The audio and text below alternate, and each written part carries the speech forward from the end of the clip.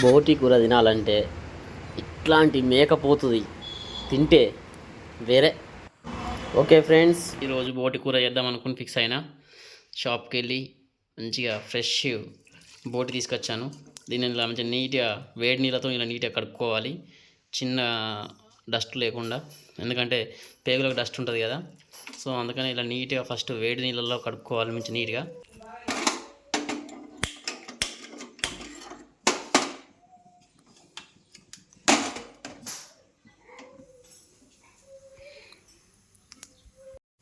ఇలా సరిగిపోవడాన్ని నీళ్ళు పోసుకొని మంచిగా ఉడకబెట్టుకుందాం ఒక 20 మినిట్స్.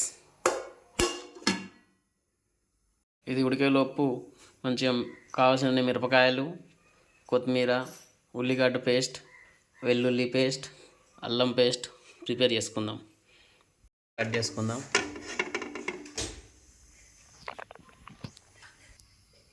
తర్వాత వెల్లుల్లి పేస్ట్, కొత్తిమీరాకు, తర్వాత ఉల్లిగడ్డ పేస్ట్, తర్వాత అల్లం పేస్ట్, యాలకులు, మిరియాలు.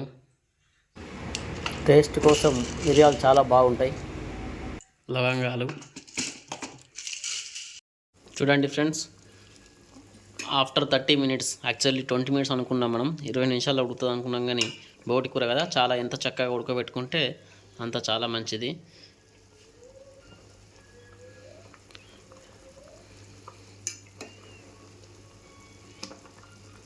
అయితే మనం అన్నీ ఉడుకుతాయి, కానీ బోటి అనగానే మనకు ఓన్లీ ఈ పేగులు ఇవి మాత్రమే, వాటితో పాటు బ్రెస్ట్ కూడా ఇస్తారు. కాబట్టి ఆ ఈ పొదుగును కూడా చాలాసేపు ఉడకబెట్టాలి, ఎందుకంటే చాలా గట్టిగా ఉంటుంది. ఓకే, అన్నీ 20 నిమిషాల్లో ఉడుకుతాయి, కానీ పొదుగు మాత్రం చాలా లేట్ పడుతుంది. సో ఏం చేయాలంటే ఈలోపు ఇవి ఉన్నాయి కదా అనండి ఈ పైప్స్ అన్నీ తీసి పక్కకు పెట్టుకోవాలి. అలానే చిన్నగా కోసుకొని ఉడికేలా అందులో నీరు మొత్తం ఇగ్గేంత వరకు ఇలాగే డ్రీప్ చేసుకోవాలి.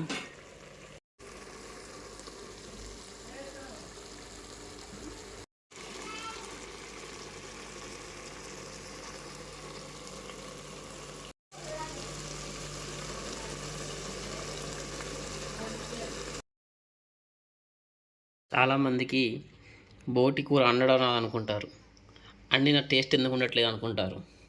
కానీ అసలు విషయం తెలియదు ఏంటంటే బోటిని చాలా నీట్గా కడగాలి. ఎంత నీట్గా కడిగితే అంత టేస్ట్గా ఉంటుంది. చూడండి, ఉదాహరణకు ఇది ఉంది, ఎంత నీట్గా ఉందో చూడండి. ఇలా ప్రతిదీ నీట్గా కడగాలి. ఈ ట్యూబ్స్ ఉన్నాయి కదా, ఈ ట్యూబ్స్లో మలినాలు ఉంటాయి. సో అందుకనే నీట్గా కడుక్కుంటే మనకు శరీరానికి కూడా చాలా ఆరోగ్యంగా ఉంటాం మనం కూడా. ఓకేనా, ఇలా నీట్గా కడుక్కొని ఒక ప్లేట్లో వాటర్ లేకుండా పక్కన పెట్టుకోవాలి. ఓకే, ఇప్పుడు ఒక కడాయి తీసుకోవాలి. కడాయిలో తీసుకున్నట్లయితే కూరలా కాకుండా బోటి ఫ్రైలా మంచి రోస్ట్గా చాలా చక్కగా ఏగుతాయి. పైప్స్ కానీ బొంత పేగులు కానీ చాలా చక్కగా ఏగుతాయి. సో అందుకనే నేను కడాయి తీసుకున్నా. స్టవ్ వెలిగిద్దామని అటు ఇటు చూశాను, ఎక్కడ దొరకట్లేదు. నేను ఎక్కడ పెట్టినా ఏమో, ఇక్కడ ఉన్నట్టుంది లైటర్.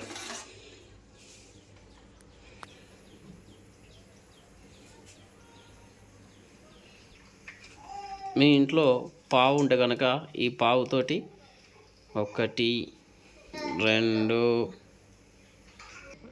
ఇలా 2.5 పావులు తీసుకున్నా. నూనె వేడేంత వరకు వేచి ఉండాలి అని అనుకుంటున్నారా? వేచి ఉండని అవసరం లేదు, చిటికలోనే వేడైపోతుంది, ఎందుకంటే స్టవ్ కదా. ముందుగా కోసి పెట్టుకున్న మిరపకాయలు,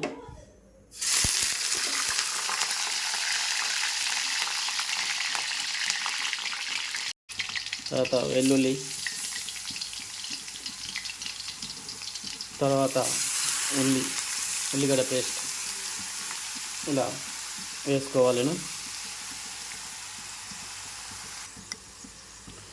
చక్కగా ఇలా వేపుకోవాలి.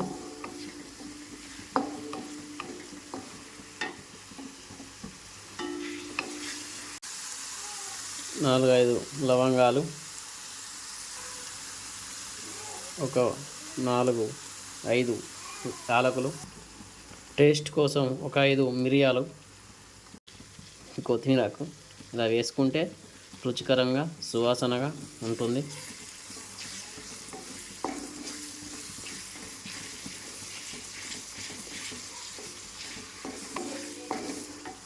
ఇప్పుడు ఇలా వేగిన తర్వాత తీసుకున్న అల్లం,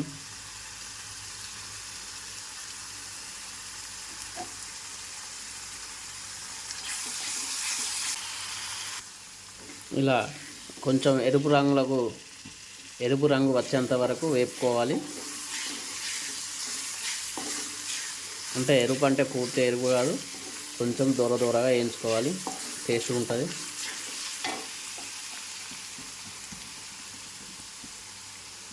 కొంచెం మసాలా యాడ్ చేసుకుందాం. ధనియాల పొడి అండి, ఇప్పుడే వేసుకుంటే చాలా చక్కగా ఉంటుంది. ప్రతి ఒక్క పైపు కానీ బొంతుకు కానీ పట్టుకోవడానికి టేస్ట్గా ఉంటుంది. సో మాడే అవకాశం ఉంది కాబట్టి మాడక ముందే పైపులను ఇందులో వేసుకోవడానికి ట్రై చేయాలి. అయితే ముందుగా ఇలా పేస్ట్ను ఒక సైడ్కు అనుకొని ఎటు దిక్కు ఇట్లా రౌండ్గా చేయాలి. ఒక సైడ్ కాకుండా ఇలా రౌండ్గా హోల్ చేసుకున్నట్టు విధంగా చేయాలి.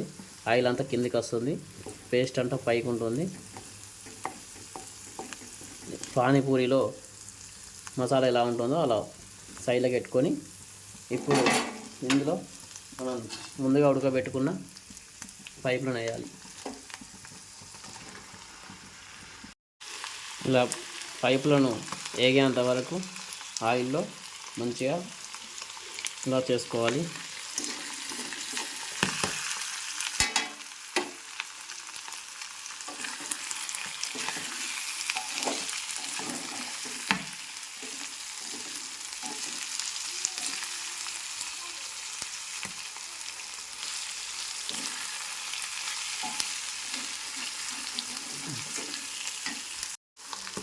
కావలసినంత ఉప్పును యాడ్ చేసుకోండి. ఇప్పుడు అంత పసుపు వేసుకోండి.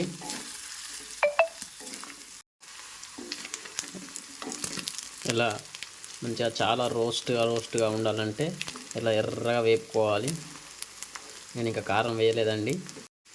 ఇలా బ్రౌన్ కలర్లోకి రాగానే మనం కొంచెం చిల్లీ పౌడర్ యాడ్ చేసుకుందాం. యాక్చువల్లీ చిల్లీ పౌడర్ ఎందుకంటే 2 రకాలుగా, కొంచెం కొంచెం కారం ఉండడానికి, అలాగే ఎరుపెక్కడానికి. చివరగా ఇలా కొత్తిమీర ఆకును యాడ్ చేసుకుంటే సరిపోతుంది.